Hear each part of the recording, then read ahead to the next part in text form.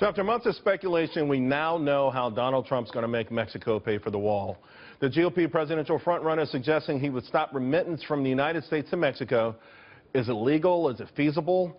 Rejoining me now is Senator Scott Brown along with Richard Goodstein. Richard, I'll start with you first. President Obama spoke about this briefly today.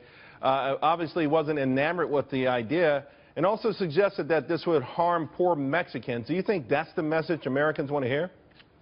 Well, I'm curious. We're on a business channel, Charles. I wonder if Donald Trump has run this idea by the hospitality sector or the agriculture sector. Probably not. Right? Of course he hasn't. Of course he hasn't. They'd be devastated. Because he's running by Main Street, Richard. I'll tell you why. I thought the whole point of a Trump presidency was to enhance the economy, not depress it. I think what he's trying to say, and what a lot of people are saying, is that the illegals in this country cost Americans billions and billions of dollars.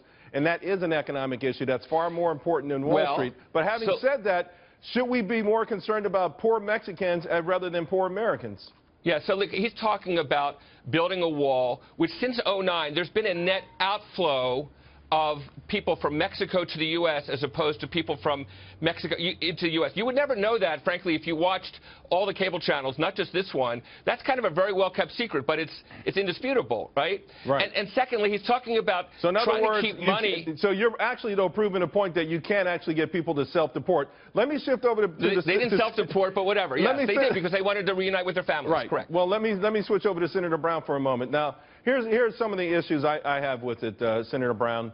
This would include legal and illegal immigrants. In other words, legal Americans who go to work, make their money, and say, hey, I want to send my money that I've worked hard for anywhere I want to send it. You're going to say, no, you can't do that. I think that's a tough one. Yeah, I do too, Charles. I think that is a tough one. But quite honestly, I am more concerned about the poor Americans than the poor Mexicans. And I know for a fact the first thing that he's going to do if he's elected is to start construction on that wall. Now, listen, that was one suggestion. There are other suggestions. As you know, we give foreign aid to Mexico. Instead of them giving them X, we can give them X less a certain amount over a period of years. We can also charge fees for Mexicans coming into the United States in terms of visas and other things. There's numerous ways to raise revenue. And the simple fact that this president right now, today, has more interest in going after the corporations that are trying to maximize their dollars to help their shareholders and employ people than he is to actually deal with this problem since he's been in office is reflective on why we're talking about this right now.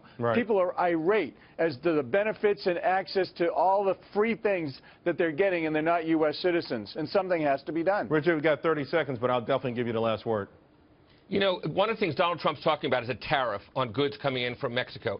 I wonder if he's delivered the message to Walmart customers, whether it's a tariff on things from Mexico or China, that they're going to have to pay 25, 45% more thanks to his own policy that he plans to just dictate. Forget Congress. He's just going to basically write it into law himself, which, I guess, I think we know he can't do. So, look, I think this is a lot of the policies that Trump's put forward. Kind of, it sounds good, and it kind of resonates with some people.